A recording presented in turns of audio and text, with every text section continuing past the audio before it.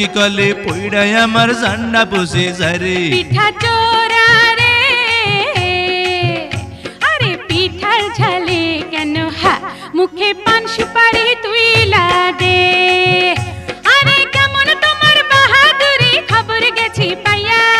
একটা পিঠা খাইয়া তুমি গেছো কাহিল হইয়া আপা পিঠা রে তোরে খাইতে গিয়া আমার মুখটা জইলা গেছে রে